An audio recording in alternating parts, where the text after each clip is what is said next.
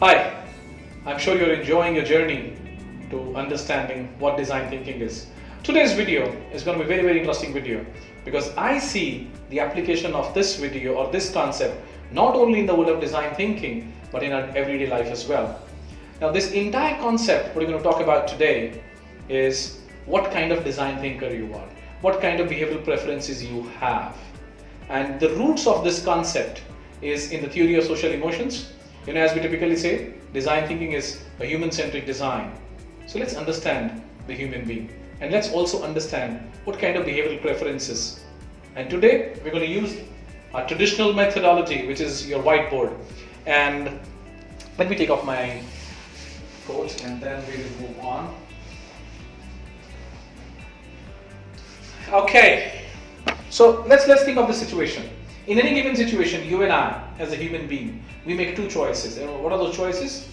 Either we are actively participating in that event or we are passive about it. So let me draw a line here which says,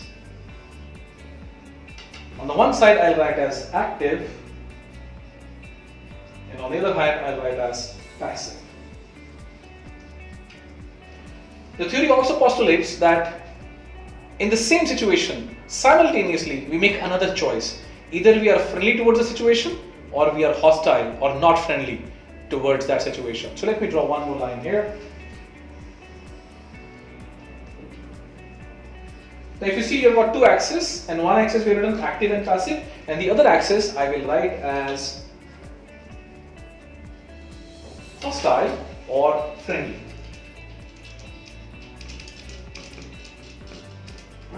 Now let's look at these four quadrants one by one in detail. Let's think of a situation. As you're driving, one of the taxiwalas or one of the cabbies took a wrong turn in front of you. While I'm nothing against cabbies, this is just an example. And so much so that you actually stood on the brake, otherwise there would have been a collision. Now, what could be the various possibilities? First, at the next signal, you stopped as well as the cab driver. And there may be a possibility that somebody may just get down and start fighting or start shouting at the cabbie. Now let's come back to this and see, the person is extremely active in that scenario and is hostile. So what kind of behavior he or she is trying to demonstrate? He's trying to show that he can show his power to the other person. He can show his control, or probably he's also trying to dominate the other person. Second scenario. Let's say you also stopped, the cabbie also stopped, but you did not get down, you did not get into an argument. But instead of that, you just rolled down the glass of your car and you started talking to the cab. And you started telling him, look, there are people waiting for you, there are people waiting for me, drive carefully, there are no spare parts available for the elbow, so on and so forth. In a very friendly manner, you're trying to persuade the cab driver. So look at that situation. You are active and you are friendly. So what is that you're trying to do? You are trying to express your feelings, your emotions to the other person, or you're also trying to influence the actions of the other person. Third scenario. Neither did you tell him directly, nor did you get into a very friendly mode, or so to say get into an influencing mode. You also stopped, the cab driver also stopped. Nothing happened, signal turned green, you walked away, and the cab driver also walked away. Which means, what kind of behavior is that? What is that you're trying to show? You're trying to be something called as amiable. You're getting into no confrontation at all. The fourth scenario, you did not engage with the cab driver at all. You straight away looked at the very next traffic cop. You walked up to him and said, please note the details for this vehicle. This fellow is not driving well. You're extremely passive because you're not engaging with the cab driver at all. At the same time, you're hostile, you're complaining. So what kind of behavior you're trying to exhibit here? You're trying to be something called as compliance. Now when I say compliance, we are looking at behavioral compliance. We are not looking at any other compliance. or you quickly analyzed what is right, what is wrong, which means you are being analytical. Yeah. Now the theory suggests that all of us have all the 4 behaviors in us, but one of them is our predominant style. Now what does that mean? I mean, let's look at this. Let's do this activity together. I ask you to clap at the count of 3. Let's do that. 1, 2, 3. Now if you see, when you clapped, you were not aware with which hand you're going to clap. Well, of course, with both the hands. What I mean to say is, which is your dominant hand? And if you see, for me, it is right into the left. For somebody, it could be left into the right. But when I was doing that activity, I was not even aware that my right hand is the dominant hand, and the job was done very well.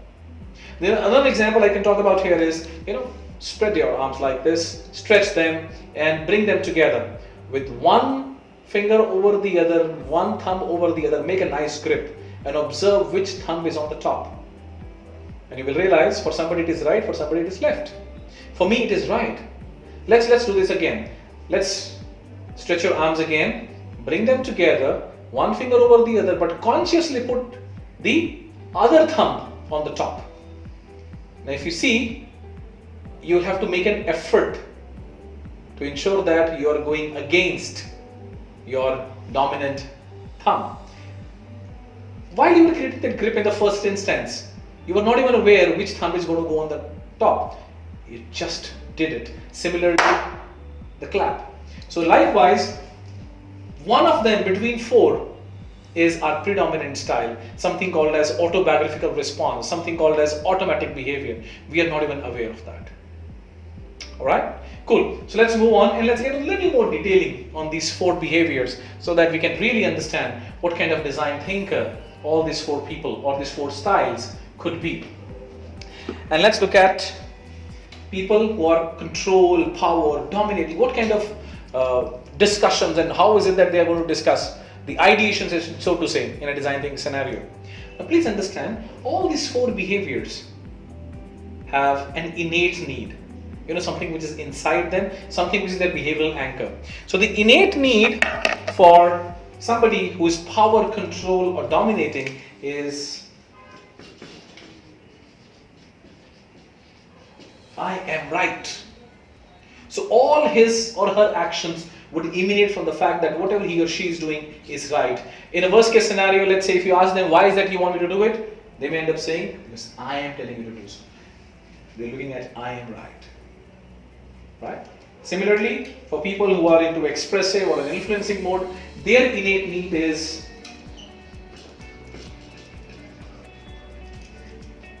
like me. So all their actions, all what they do emanates from the fact that I should be in the good books of everyone. They would end up pleasing everyone. Similarly, for people who are amiable, they're also called very steady. Their anchor or their innate need is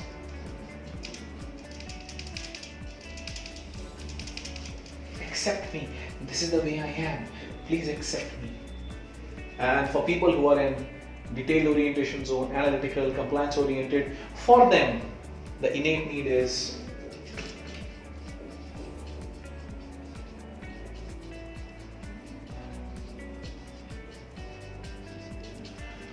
doing things right. Now please understand, doing things right. For somebody who is into active and hostile zone, I am right. But for somebody who is in passive and hostile, it's doing things right. And what we have done is, though the roots for this tool lie in the theory of human emotions, but we at Society of Design Thinking Professionals have taken that concept and applied it in the world of design thinking, and there is a particular name which is there for all these 4 personality types. So people who are in power, control and dominating scenario, we call them as governors.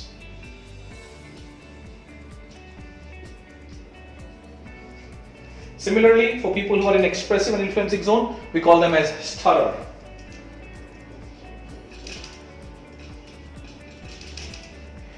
People who are amiable, people who operate from accept me, we call them as includers.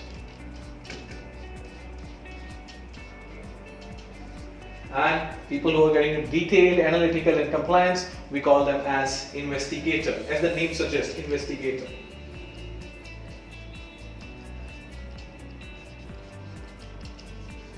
And let's start practicing using these names in the conversations from now on. Right? And these behaviors are so strong, they are so powerful, that it's not that when I'm doing a design thinking practice or whenever I'm working at home or whenever I'm working at office, I'm different. No, I remain the way I am. The only thing is I vary my intensity. We'll come back to this intensity part in a bit. Let's come back to what kind of behavior these people exhibit. And let me extend this to our personal lives so that we can understand them in a better fashion. So let's say all these four personalities are going to marketplace to buy, let's say, potatoes. And I'm not talking about those areas or those supermarkets which are open 24/7. I'm talking about a typical vegetable market. Let us say when the governor will go, he'll go and start discussing, heads, yes, tell me how much these potatoes are for. And let's say the vegetable vendor said 60 rupees a kg. 60 rupees a kg? My God! It's because of you people, the inflation is so high. Okay, give me 1 kg. You know that statement which he has made is because of you, the inflation is so high, blah, blah, blah, blah, blah. They have shown their control, power, dominance. Right? They may end up blaming that fellow for everything else as well. Yeah. Now, what would a stirrer do? By the time the potatoes are being weighed, Bhaiya, what's your name? Who else is there in your family? Are you able to, make your ends meet in this kind of environment these days? So on and so forth. Something or other has to be spoken. And for includer, they will quietly go pick up the potatoes. Nobody will probably come to know that they have come to buy the potatoes without disturbing anyone. And for our dear friend investigator, he will first look at which all places the potato is available. Is the weighing scale proper or not? And to the extent possible, will give the exact change. And mind you, all this happens in a jiffy. None of them makes an attempt, or none of them creates a conscious attempt to behave in that fashion. Let's take some other example. Let us say all these four personalities are going into a building to get into an elevator. Yeah, and I'm talking about an elevator wherein you have to press the floor. These days there are a lot of elevators where you press the floor first and then you come to know which elevator will go there.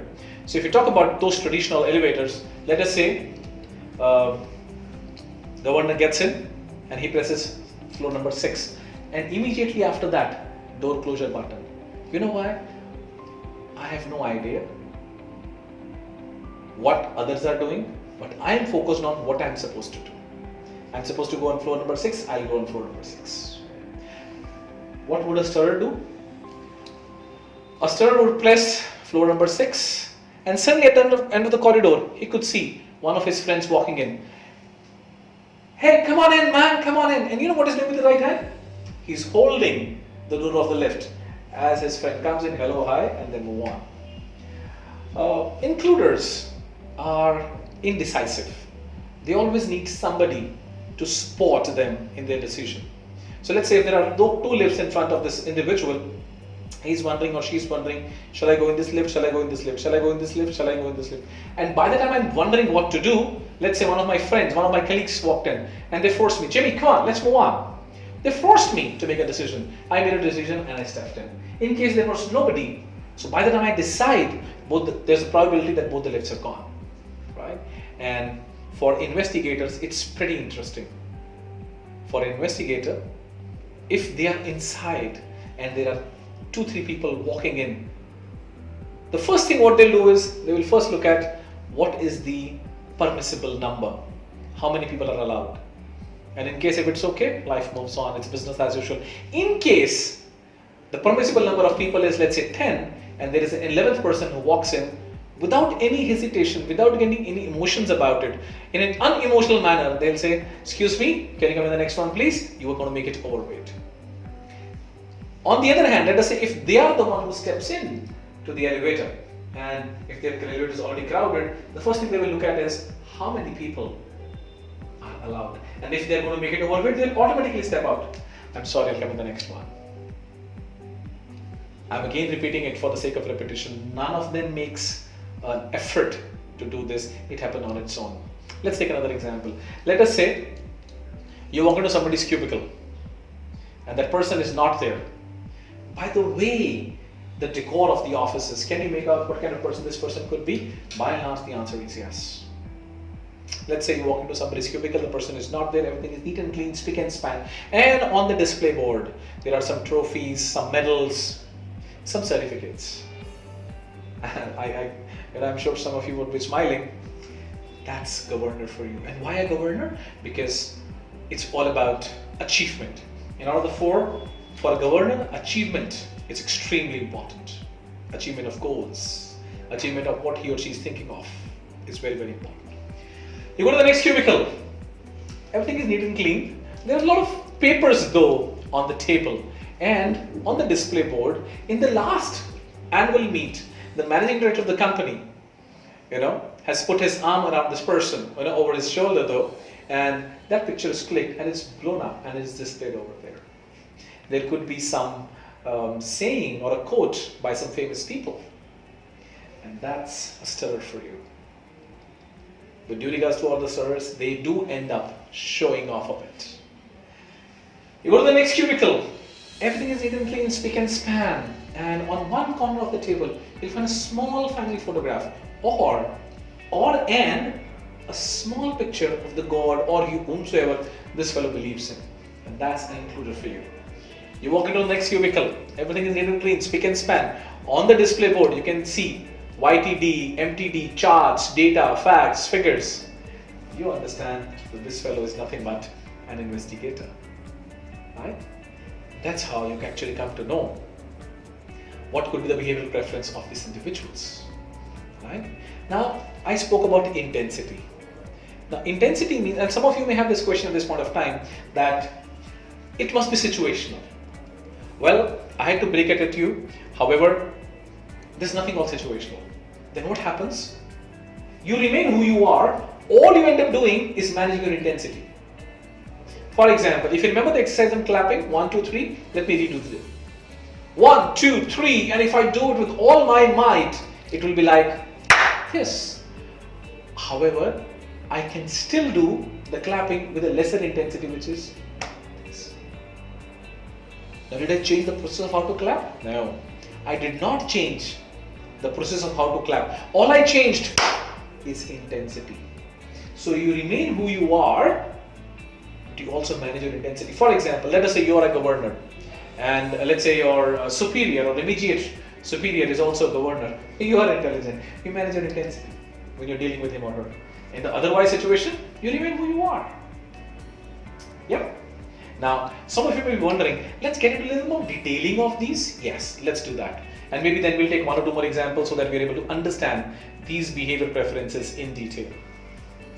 Who are these people who have the power, control, governor types? Who are a governor? A governor is somebody, for him, achievement of goal is extremely important.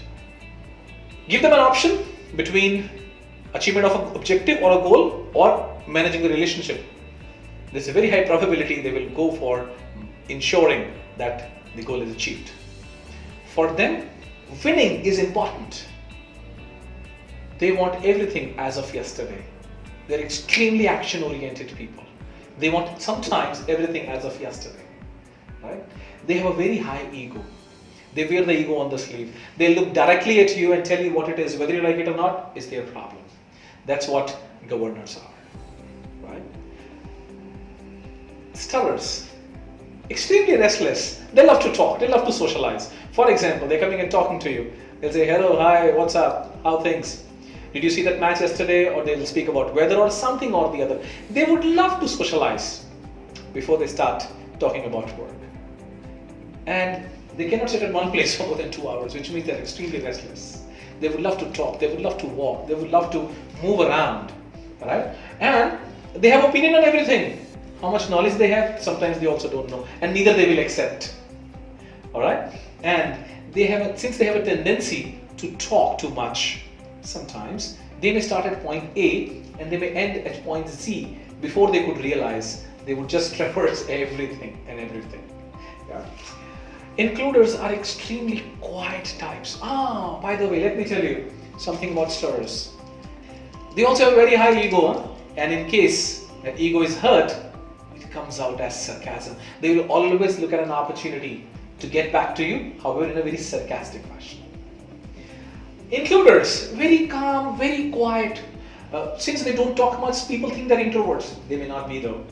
And when you talk to them, they're like, okay. They're more accepting. And what they look for job security. For example, give them a work which is, maybe a very mundane work, if I may use that term. You don't have to follow up. It could be as simple as, for example, you tell them that please pick up this marker, walk up to that table and keep the marker. Do this for next 8 hours. And my dear friends, you don't have to follow up. The work will continue to happen on its own. You know why? They're extremely dependable. However, at the same time, let us say you give that job to a stirrer, he'll do it once, he'll do it twice, he'll do it thrice, and they say, what is this? My superior does not even know what my capabilities are. I don't want to do this.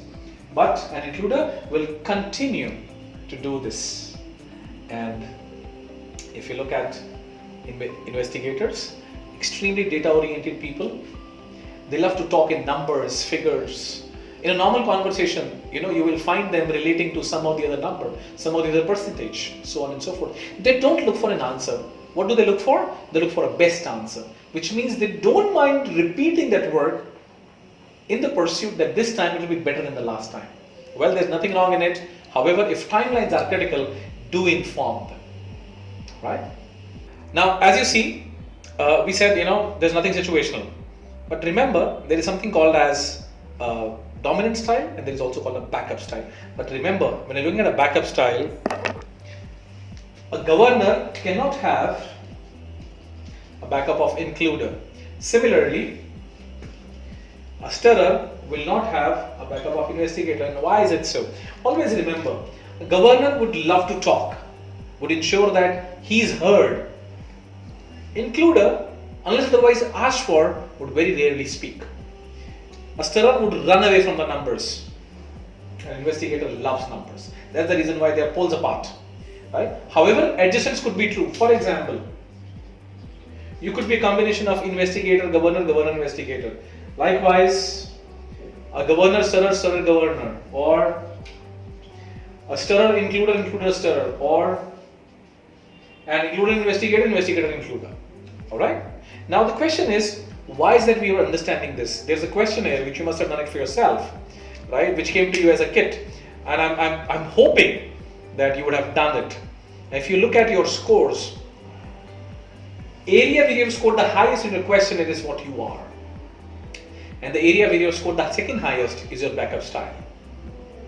There may be a tendency with some of us wherein the opposites, which I've told you cannot be the backup styles, you might have scored high on that as the second highest. Ignore that, go to the third one. Sometimes, we get into a tendency to fall in love with one particular style. At that point of time, do not think what you should be, just think who you are. Now, why is it important for us to understand all this in design thinking? Now remember, if let's say a governor is doing an ideation session, do you think how the ideation session will go? In any case, the governor is somebody who will think his ideas are the ones which are the right ideas. And there may be a tendency that he or she may not get the ideation session done the way it should be done. Stirrers, since they talk, there may be a possibility that they are the only one who are starting and they are the only one who are finishing. And there may be a possibility they are not allowing others to speak. There may be a possibility they are going everywhere and they are not focused on what they are supposed to do. To an amiable, to an includer, remember, if they are conducting a session, there could be a possibility somebody may end up hijacking that session. So they have to be very, very aware of that. And for people who are got very high analytical bent of mind, the investigator types, remember, since they are too data driven, they may get into a situation wherein they are not able to flare up the ideas, because ideation session is all about how do you flare up. They may say, why do you say so, where are the data, so on and so forth. Right? So remember, all these four styles are good and all these four styles are bad. These are just preferences. Let's do a small exercise. Take a pen and a paper in your hand and think of yourself as a celebrity. and you're supposed to give me the autograph. Let's say I walked up to you to ask autograph. Just do that. Maybe take about 10 to 20 seconds for that and just do it. Whatever your dominant hand is, whether you're a right-hander or whether you're left-hander, whatever your dominant hand is, just do the autographs. Now, change the pen from a dominant to the non-dominant hand. I'm a right-hander, so let's say if I've given you the autograph, I will switch so let's say if I'm a right-hander, I'll switch to my non-dominant hand, which is the left hand, and I have to repeat that process. Now tell me which one is right. Is doing with the right hand is right, or doing with the left hand is right? It's just a preference. There's nothing right. People with right-handed are good people, or lefties are good people. It's just a preference. Similarly, all four are good, all four are bad. Imagine all of us will govern us. What will happen? We'll only end up fighting. If all of us were stirrers, we'll only end up talking. If all of us were includers, well, we'll do it, but tell us what to do. And if all of us were investigators, analysis leads to paralysis. So this is an important piece to understand. All four are good, all four are bad. Nothing right or wrong about it. Right? Now, some of you may be wondering, that's all right. I have understood what my style is, and probably you've also thought of the styles of the preferences of people who you know, people who are your, in your immediate circle, your friends, families, colleagues. The question is what to do once I know the person is like that. So for example, if let's say somebody is a governor, what is that you should do with a governor? Number one, remember, do not interrupt them. So when they are talking, if you interrupt them, they will take it as a direct challenge to their authority, and they will enter into an argument with you till such time you will say, all right, what you're saying is okay. Yeah, thanks. Remember, they have a very high ego. So do not interrupt them when they are talking. Number two, let them make the decision. If you make the decision on their behalf, again, you are indirectly telling them, they feel challenged, and they love challenges. And remember, they want to win. So do not make any decisions for them. Number three, use what? W-H-A-T when you're interacting with them. Let's say you're talking to a colleague of yours who is high on governor. You'll say, you know what, sir, this is the problem. What do you think we should do? They would appreciate it. And remember, do not be a part of the problem. You take the problem to them, they'll say, yes, I know this. So what do I do? So instead of that, be a part of the solution. That's how you can actually manage somebody who is high on governor. Stirrers, they love to socialize. So friends, do leave some time for socializing before you start talking about work. But what you should not do with them, do not say it's a policy matter. I can't do anything about it. They will immediately snap back. They'll start legislating because their belief is policy is also made by you and me. And policies are something which will help us to move forward rather than becoming an impediment in our progress. So do not tell them it's a policy, they will legislate. Another thing, since they love to talk, you can keep the discussion to the point while leaving some time for socialization, while leaving some time to answer their questions. More or less, in case if it's going out of the hand, you can tell them, look, I have an important work waiting. They will not mind. They'll say, okay, it's okay, we can meet again. For an includer, since they do not talk much, it feels that if there is an invisible wall around them. So use more of why. Why is it so? Why is it so? Why is it so? Why is it so? The more and more whys you will use, more and more they will speak. More and more they will speak, lesser and lesser that wall would become. Right? But mind you, they're extremely dependable people. With an investigator, their data, facts, figure is always ready. So you better get your data, facts and figures ready. If you're just talking in the air, you will lose the entire credibility in front of them. Right? And ensure that you are prepared when you're talking to an investigator. They would love it. So that's, my dear friends, is how you manage all these 4 personality types. Look at what is your personality type. Look at what is that it brings up for you. What are the strengths? And in complete awareness of the allowable weaknesses. For example, if I have to talk about myself, I'm a big time stirrer. And my backup is governor. Sometimes the switch happens so fast, I also don't realize. Mind you, I can be extremely friendly. I can be friendly to the core. But if you act over smart with me, I quickly move in. and become a governor. Now, if I am a stirrer, does that mean I will not be able to do analysis? Well, I will be, but I will take more time compared to somebody whose preference is being an investigator. So what I do is when I work on an Excel sheet, I give myself, number one, short breaks. Number two, I do not sit in front of the computer for a long time because I know my attention span is low. So I for about 30-45 minutes, once I've done my work on an Excel sheet, I give myself 3 or 5 minutes of break. And when I come back, I realize there could be a high probability of a smaller or the bigger mistake, which I can take care of.